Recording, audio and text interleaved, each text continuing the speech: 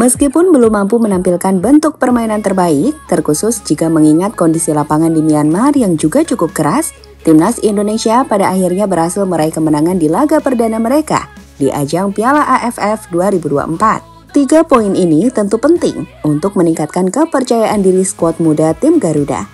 Tapi di luar 3 poin yang didapatkan Timnas, ada beberapa catatan menarik terkait ajang AFF ini, seperti kerasnya permainan, hingga pemain kunci Timnas yang jadi pembeda di ajang ini. Lantas seperti apa? Kita akan ulas hal tersebut, termasuk hasil pertandingan di laga lainnya antara Vietnam menghadapi Timnas Laos.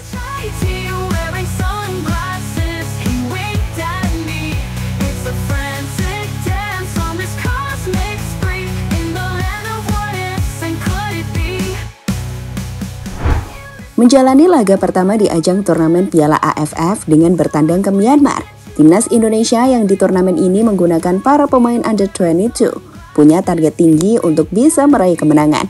Selain tentu saja memberikan pengalaman pada para pemain muda.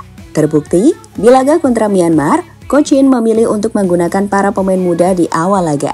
Pemain seperti Arkan Kakak, Zanadin hingga Nico ada di barisan starting line up. Dengan Coach Shin, tak langsung memainkan para pemain utama seperti Asnawi hingga Rafa Strike. Hasilnya, Timnas cukup kesulitan di babak pertama. Para pemain nampak masih cukup kebingungan untuk mengembangkan permainan, di mana pada akhirnya skor 0-0 jadi skor yang menghiasi akhir babak pertama.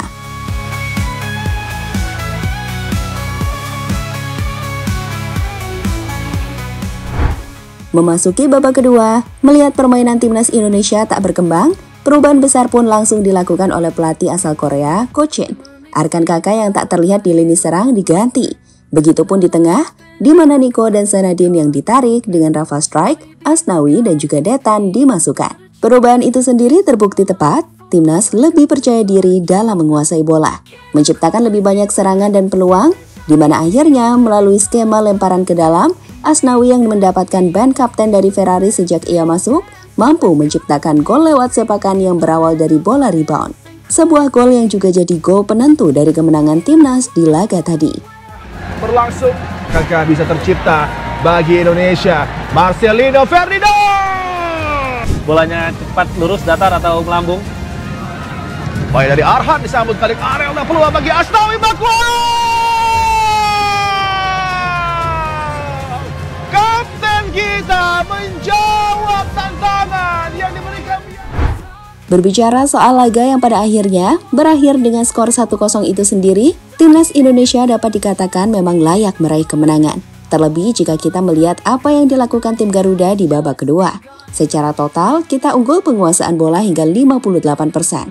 Dengan 17 tembakan, meski sayang efektivitasnya terbilang kecil, saat hanya ada 4 tembakan yang on target dari tim Garuda. Yap, ini adalah hasil yang bagus. Meskipun kalau boleh jujur, ada banyak PR bagi Timnas Indonesia yang perlu dibenahi. Karena jika masih seperti tadi permainannya, terkhusus di babak pertama, Timnas akan kesulitan bahkan dalam bahaya besar ketika harus menghadapi tim kuat layaknya Vietnam atau bahkan Thailand. Tapi kami percaya, Coach Shin bisa melihat kelemahan itu.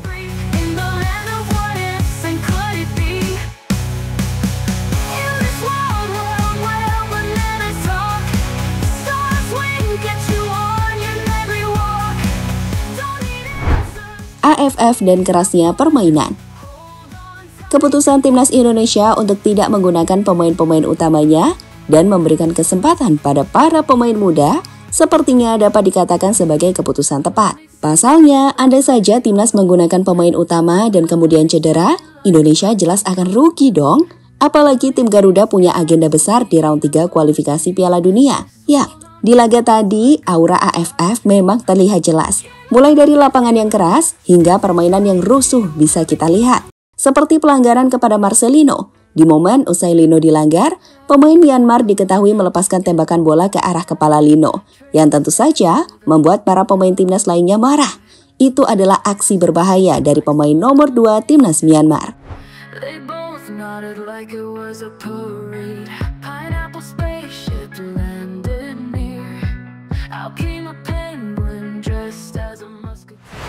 Apa yang dilakukan pemain Myanmar itu pun memicu amarah para netizen Indonesia dan berikut diantaranya. Maaf Pak Erik, nggak usah trofi nggak apa-apa. Kita lebih sayang pemain sekelas Marcelino. Takut cedera kayak Evan Dimas dulu. Pertandingannya tarkam banget, tulis akun kabar Timnas Indonesia.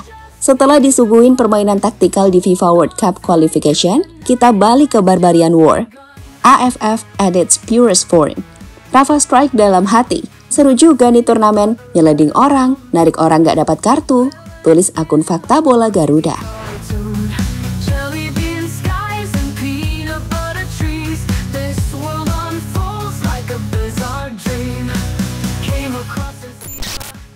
Pemain muda masih belum perform. Keputusan Coach Yin untuk memasang 7 debutan di skuad Timnas Indonesia di laga perdana Piala AFF kontra Myanmar sejatinya menjadi keputusan yang sangat bagus. Itu adalah cara untuk menguji sejauh apa para pemain muda bisa mengatasi tekanan di ajang AFF. Tapi kalau boleh jujur, di babak pertama Timnas belum perform. Para pemain muda nampak masih kesulitan untuk mengembangkan permainan. Di lini tengah, Zanadin masih sulit untuk mendominasi dan menguasai bola, di mana itu membuat bola acap kali dikirim pemain bertahan langsung ke lini serang tanpa melewati lini tengah, yang tak jarang bisa dipatahkan dengan mudah. Memang sih lawan yang kita hadapi timnas senior, tapi di sisi lain kita harus tetap memberikan masukan bahwa para pemain muda perlu lebih percaya diri. Selebihnya, masuknya Asnawi memang memberikan perbedaan. Di level AFF, Asnawi dapat dikatakan punya kelas untuk bisa mendominasi dan membuat lawan kesulitan. Begitupun Rafa Strike. Berbeda dengan Arkan Kakak atau Hoki, kehadiran Rafa ini bisa menarik perhatian 2 hingga 3 bek lawan untuk mengikutinya, yang tentu saja membuat adanya space untuk dimanfaatkan oleh Timnas. So, kalau bicara soal PR tim Garuda, Timnas masih punya cukup banyak PR sebelum nanti akan menghadapi Laos dan Vietnam di laga kedua dan ketiga. This world unfolds like a bizarre dream. Came across a zebra, separate side to you wearing sunglasses. He winked at me. It's a frantic dance on this cosmic spree in the land of what ifs and could it be. Di laga lainnya sendiri, Timnas Vietnam yang bermain menghadapi Laos di kandang Laos menunjukkan perbedaan level yang besar antara mereka dan rival. Selain mampu menguasai bola hingga 71%, tim Vietnam juga nampak efektif, terkhusus di babak kedua. Jadi, usai bermain imbang 0-0 di babak pertama, perubahan di babak kedua membuat Vietnam mampu menciptakan 4 gol, dengan Laos hanya mampu memperkecil kedudukan lewat 1 gol penalti yang mereka cetak di menit ke-90. Tentu, Vietnam mengirimkan pesan kepada siapapun jika di ajang AFF tahun ini mereka benar-benar tak main-main dan siap kembali mengambil gelar dari tangan Thailand.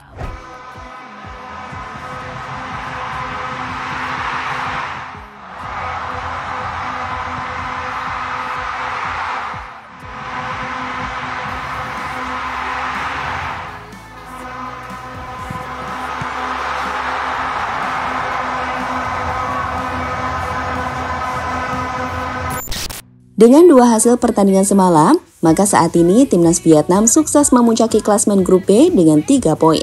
Sama dengan Indonesia, namun unggul selisih gol.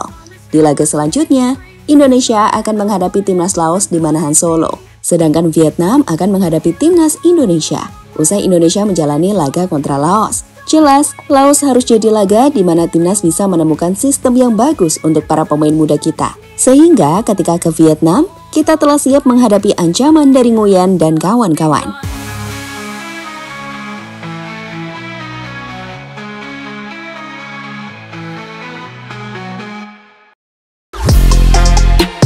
Halo, izin iklan sebentar ya guys. Jadikan ruangmu bernuansa Timnas. Temukan beragam poster dinding, sepak bola dan Timnas dengan desain menawan, kualitas premium dan harga yang tidak akan menguras kantong. Segera klik link Shopee di deskripsi video ini dan dukung Timnas dengan sepenuh hati. Mulai dari dinding rumahmu.